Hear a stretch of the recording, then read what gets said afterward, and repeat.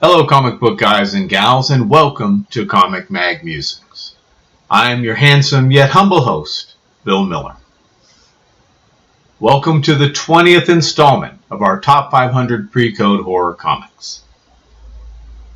As a result of the congressional hearings on juvenile delinquency, DC Comics shifted its ongoing horror titles House of Mystery, 1951 to 1987, and House of Secrets, 1956 to 1966, toward the suspense and mystery genres, often with a science fiction bent.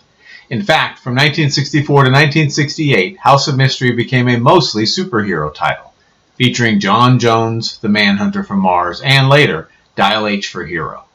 Similarly, during this period, Marvel Comics produced the titles Strange Tales from 1951 to 1968 and Journey into Mystery 1952 to 1966.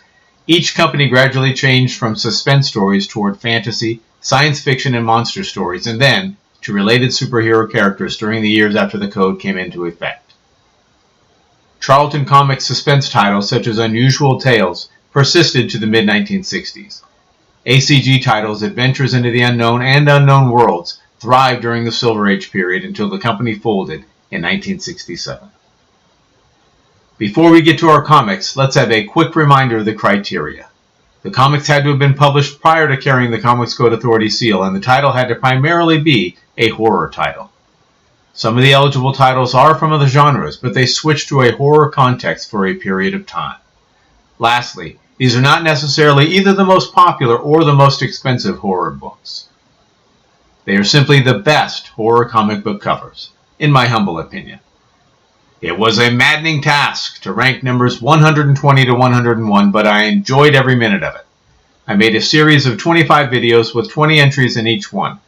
So please join me for the next 20 covers as we count down the top 500 pre-code horror comic book covers.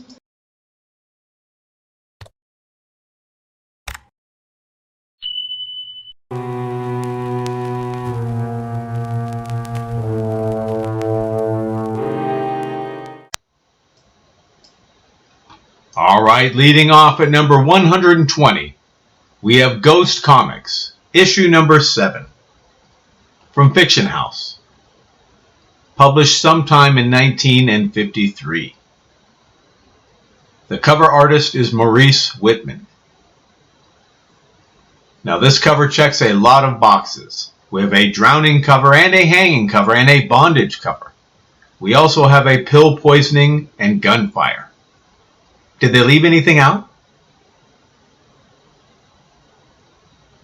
At number 119 is Adventures into Terror, issue number 20, from Atlas/Marvel. Produced in June of 1953.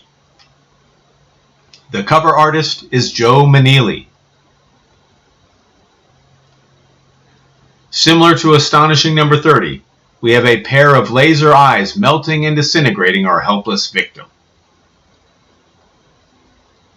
Creeping up at number 118 is Chamber of Chills, issue number 19, from Harvey. Produced in September of 1953. We're not certain as to the cover artist, but it may be Lee Elias or Warren Kramer. A cover featuring a blonde in a red dress made famous by appearing as the album cover art to the Misfits' Die, Die, My Darling album. Haunting us at number 117 is The Thing, issue number 15, from Charlton. Out in August of 1954. The cover artist is Steve Ditko.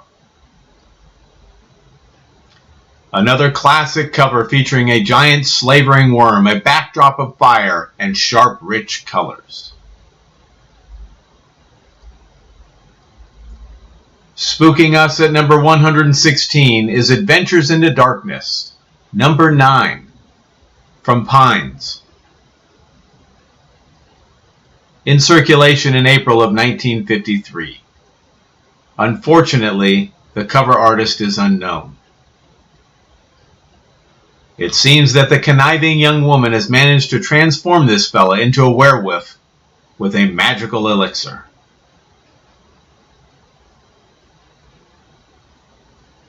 Haunting us at number 115 is Haunted Thrills, issue number 9, from Farrell. Produced in 1953. Sadly, again, the cover artist is unknown. We have a beautiful black background with a trade dress that pops on this brutal cover. We have a spooky witch adding a severed head to a fire-filled cauldron. Stabbing away at number 114 is Ghost Comics, issue number 8, from Fiction House. Printed some point in 1953. The cover artist is Maurice Whitman. A lovely painted cover featuring a blonde in a tattered dress trying to escape a sea monster, holding what appears to be a voodoo doll fashioned after her. You can almost miss the incredible ghouls hiding behind the trade dress. Screaming away at number 113 is Mystery Tales, issue number 14, from Atlas/Marvel. Hitting the shelves in August of 1953. The cover art chores were handled by Bill Everett. A wonderful dark cover featuring an outstanding ghoulish fortune teller revealing skeletal warriors, one of which has used his short sword to smash a hole in the crystal ball. Screaming away at number 112 is Adventures into Weird Worlds, number 23, also from Atlas/Marvel. Hitting the stands in October of 1953. Though we're uncertain, the cover artist is believed to be Carl Burgos. A cover which seems to be gaining in popularity, featuring a woman losing her mouth after giving a fellow the kiss of death. His look of terror and disfigurement is outstanding. Frightening us with number 111 is Horrific, issue number 7, from Comic Media. Printed in September of 1953. Cover art chores handled by Don Heck.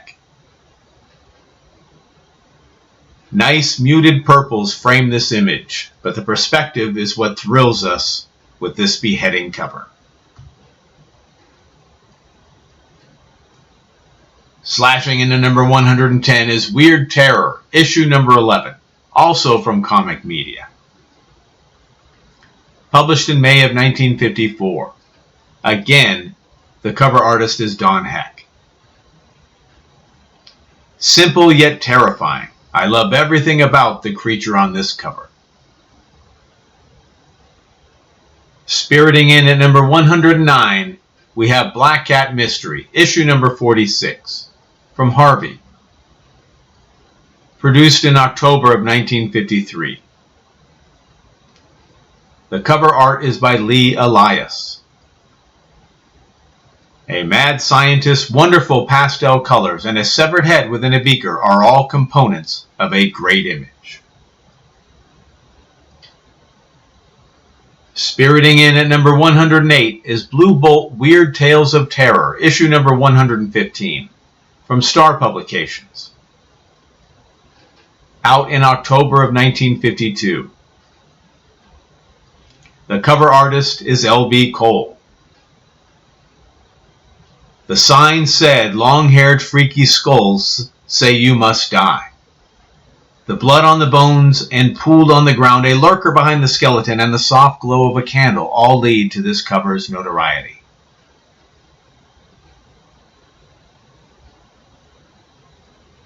At number 107 is Mr. Mystery, issue number 2, from Stanley Morse.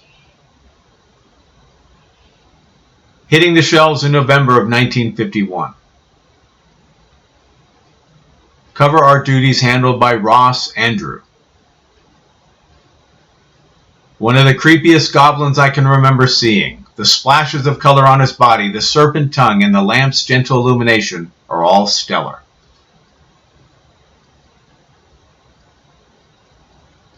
Appearing at number 106 is Dark Mysteries, issue number 19, from Master Comics, hitting the shelves in August of 1954.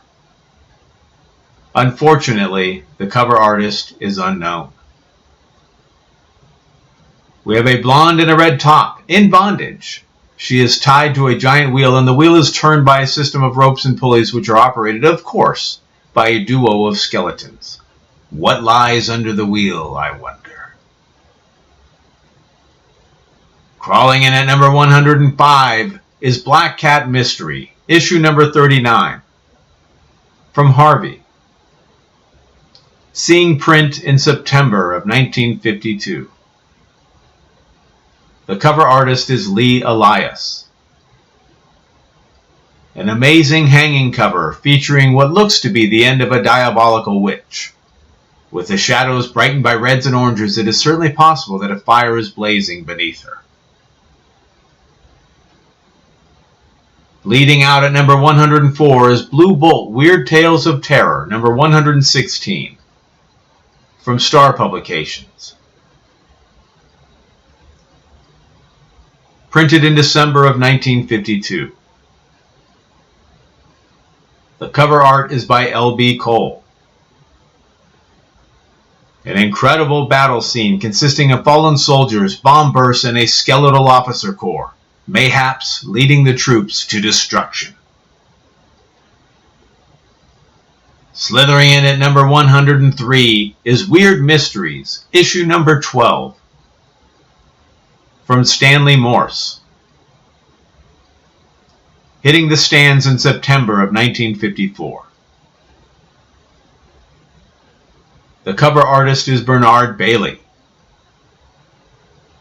We have a deceased woman in a red dress in a loving embrace with a man who seems to be deranged after having exhumed her body from the grave.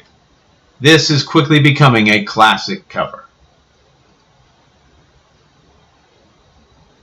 Oozing out of number 102 is Web of Mystery, issue number 17, from Ace Magazines, hitting the shelves in February of 1953. The cover artist is Lou Cameron. The giant floating head of a witch dominates an abandoned amusement park. Such a simple yet wonderful cover. And bludgeoning us with number 101 is Beyond, issue number 1, from Ace Magazines, produced in November of 1950. We're not certain, but the cover artist is believed to be Warren Kramer. Everything works on this cover. All of your attention is drawn towards the expertly crafted werewolf who seems to be ready to strike the viewer. And that will do it for numbers 120 through 101 as we count down the top 500 pre-code horror comics. I hope you enjoyed the video, and I hope you got to see some books you either haven't seen before or haven't seen in quite some time. Please leave a comment and tell me your thoughts. Do I have some ranked too high or too low? Or there's some that weren't on the list that should have been? I'd love to hear your feedback, and don't forget to join me for the next installment as we count down numbers 100 through 81.